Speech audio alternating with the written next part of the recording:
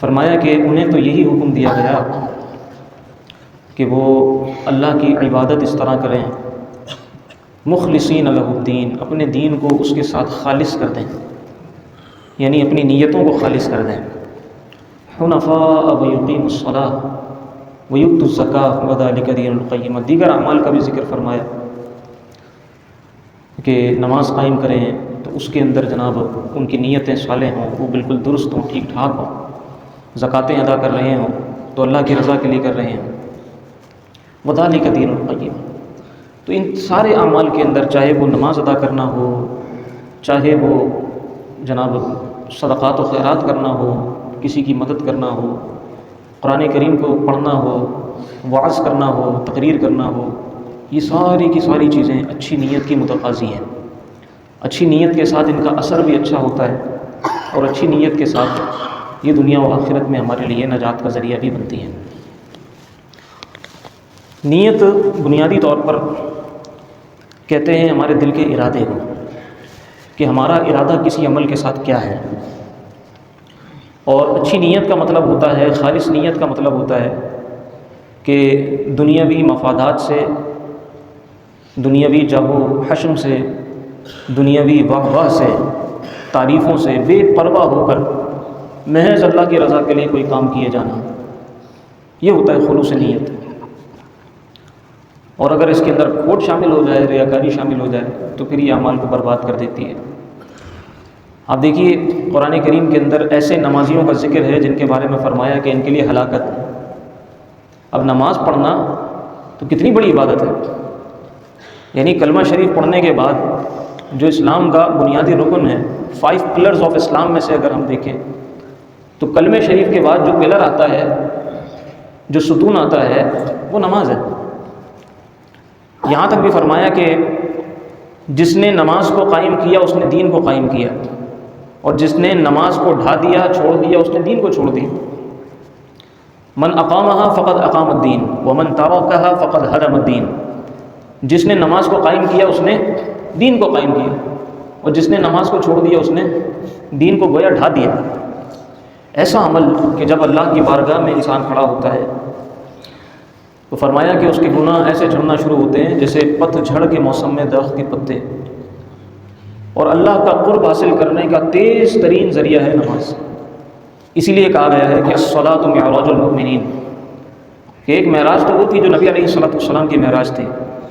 اللہ کے رسول اپنی جاگتی آنکھوں سے حالت بیداری میں اپنے جسم و روح کے ساتھ نہ جانے کہاں کہاں کی سیر کر کے آئے، عرش اور بالائے عرش جسے ہم لامکاں کہتے ہیں، ہمیں تو پتہ ہی نہیں ان جگہوں کا نام کیا ہے۔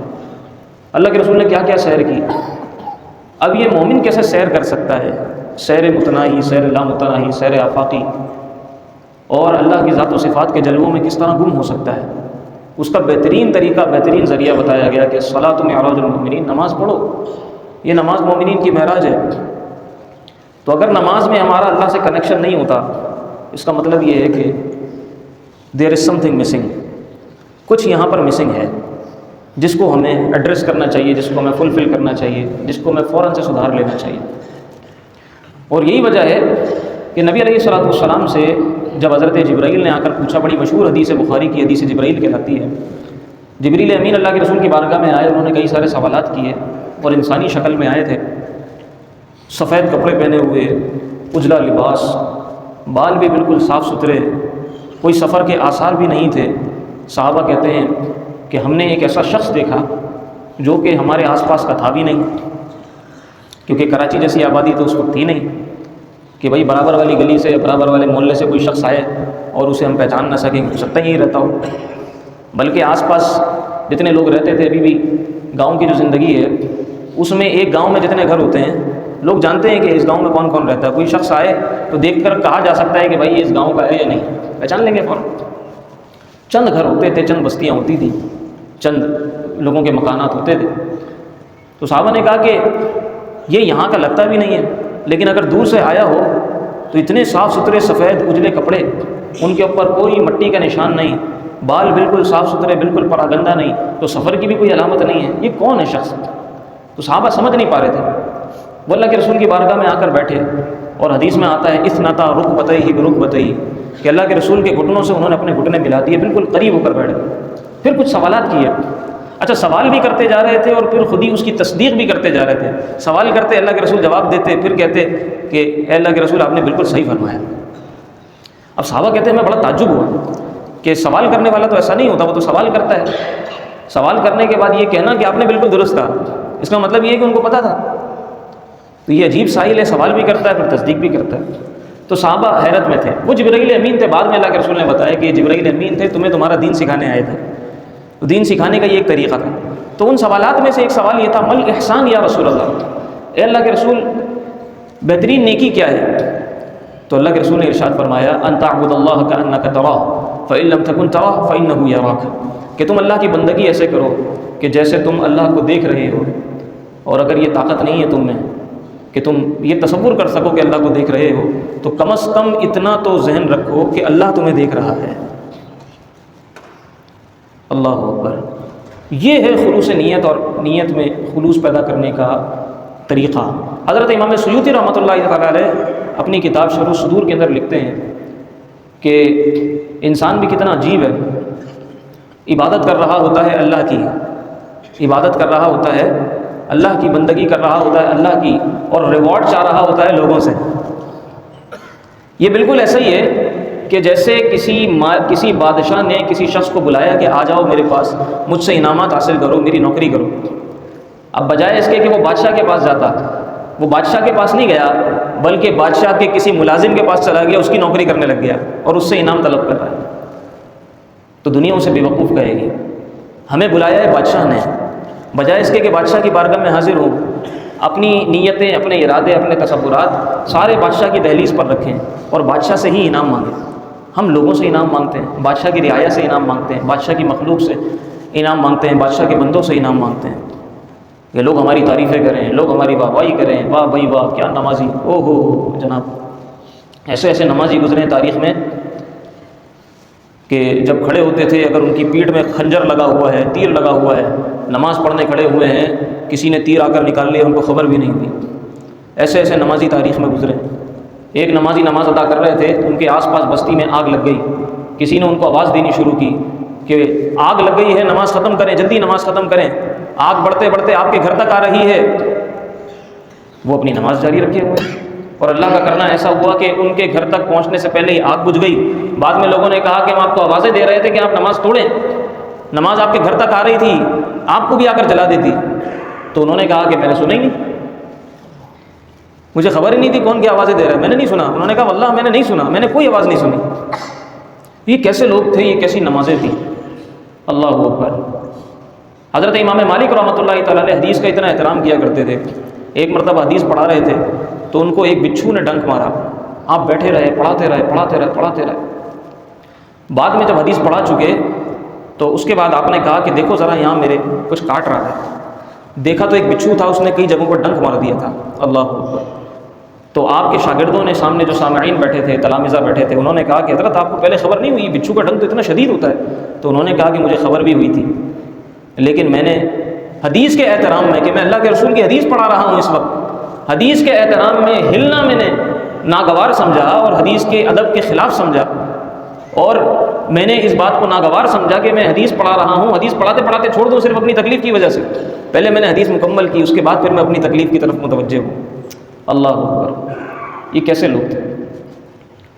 تو نماز ہو، اب دیکھیں میں نے عرض کیا کہ قرآن کریم میں ایسے نمازی کا ذکر ہے کہ جس کی نماز نہ صرف یہ کہ بیکار ہے، اکارت ہے، بلکہ اس کی نماز کی وجہ سے اس کے اوپر اللہ نے ہلاکت کی وعید سنائی ہے۔ سورہ ماعون پڑھیے، فرمایا کہ فویل للمصلین، بربادی ہے ایسے نمازیوں کے لیے، الذین هم عن صلاتهم ساہون، جو اپنی نمازوں میں سستی کرتے ہیں، الذین هم یراؤون، جو دکھاوا کرتے ہیں، ویمنعون الماعون، اور آس پاس والوں کو چھوٹی موٹی چیزیں دینے سے منع کر دیتے ہیں، بھگا دیتے ہیں۔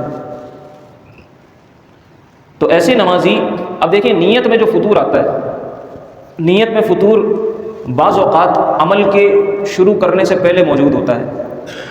کبھی ایسا بھی ہوتا ہے کہ عمل کے شروع کرنے سے پہلے تو نیت میں فطور نہ ہو، نیت بالکل ٹھیک ہو، لیکن عمل کے دوران نیت میں فطور آ جائے۔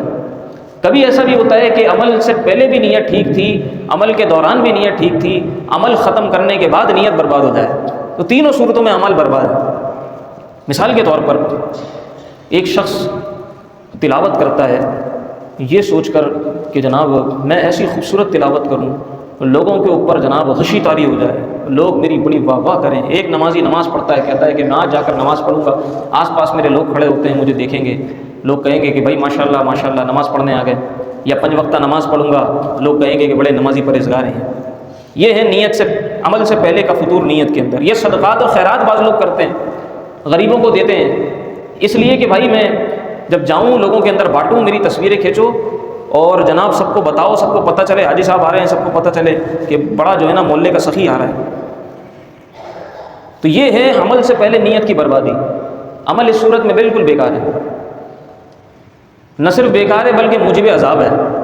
ایک یہ ہے کہ عمل شروع تو کر دیا، اس وقت تو نیت خالص تھی، نماز پڑھنے کھڑے ہوئے نیت بالکل خالص تھی، اللہ کے لیے نماز ادا کر رہا ہوں، لیکن نماز کے دوران دیکھا ادھر ادھر نظر پڑی، لوگ بیٹھے ہوئے ہیں، ان کو تک رہے ہیں کہ بھائی بڑا لمبا قیام کر رہے ہیں، تو بڑی لمبی تلاوت کر رہے ہیں، یہ تو بڑا زبردست سجدہ کر رہے ہیں، یہ تو اب تو جناب نیت کے اندر شیطانیت شامل ہو گئی، اور شیطان نے جناب جکڑ لیا اور اپنے حملے کر دیے، اور اس نے کہا کہ اور اچھی طریقے سے سجدہ کرو، اور لمبا سجدہ کرو۔ اب اللہ کی رضا کے لیے نہیں کر رہے تھے، اب لوگوں کو دکھانے کے لیے کر رہے تھے، لوگ کہیں واہ واہ سجدے میں پڑے ہیں جناب، سر ہی نہیں اٹھا رہے ہیں، تو بھی عمل برباد ہے۔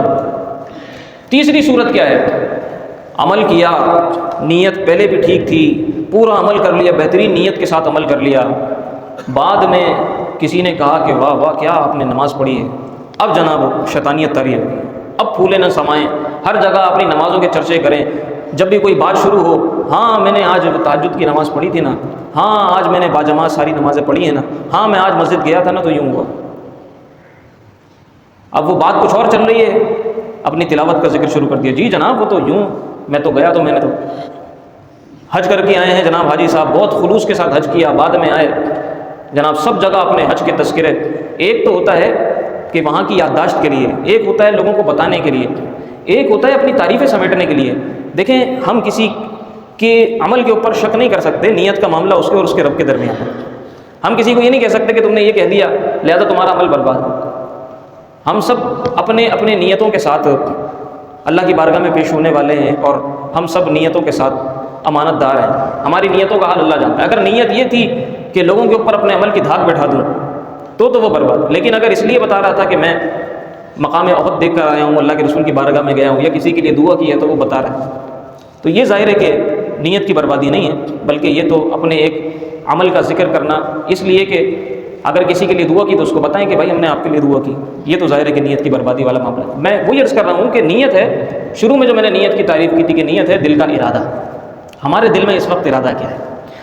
تو جناب بہت ضروری امر یہ ہے کہ ہم اپنی نیتوں کو خالص کر دیں۔ حضرت امام احمد بن حنبل رحمۃ اللہ تعالی علیہ سے ایک شخص روایت کرتے ہیں، وہ کہتے ہیں کہ میں حضرت کی صحبت میں رہا، حضرت تہجد گزار تھے، قیام اللیل تھے، رات بھر اللہ کی بارگاہ میں کھڑے رہتے تھے، لیکن یہی کہتے تھے کہ میں اللہ کی عبادت کا حق ادا نہیں کر پاتا ہوں۔ ارے جناب میرے پلے کیا ہے، میں تو کچھ کر ہی نہیں پاتا ہوں۔ بزرگوں کا معمول یہ ہے، صحابہ کا معمول یہ ہے، اللہ کے رسول نے جب ان کو عمل کی طرف لگایا ہے وہ مزید لگ گئے۔ انہوں نے یہ نہیں کہا کہ ہم تو بڑے جناب صائم النہار ہیں، دن بھر روزے رکھتے ہیں، رات بھر نمازیں پڑھتے ہیں، ہمیں کیا ضرورت ہے عمل کرنے کی۔ ایک سے بڑھ کے ایک عمل صحابہ نے کر کے دکھایا، اور پھر اس کے باوجود بھی سیدنا صدیق اکبر رضی اللہ تعالیٰ عنہ کا کیا مقام و مرتبہ ہے، کیا آپ کی عبادت، لیکن اس کے باوجود آپ کی عجز و انکساری کا عالم یہ تھا، آپ یہ کہتے تھے کہ کاش میں درخت کا کوئی پتا ہوتا، ایک جانور آتا مجھے کھا جاتا اور کھا کے ختم کر دیتا، مگر میں انسان نہ ہوتا۔ اللہ اکبر۔ حضرت عمر فاروق رضی اللہ تعالیٰ عنہ کہتے ہیں کہ اللہ کی بارگاہ سے اگر یہ آواز آئے نا روز محشر کہ ایک شخص جہنم میں داخل ہوگا باقی سب جنت میں چلے جائیں گے، تو کہتے ہیں کہ میں اس وقت بھی یہ گمان کروں گا کہ شاید جہنم میں جانے والا وہ ایک شخص میں ہوں۔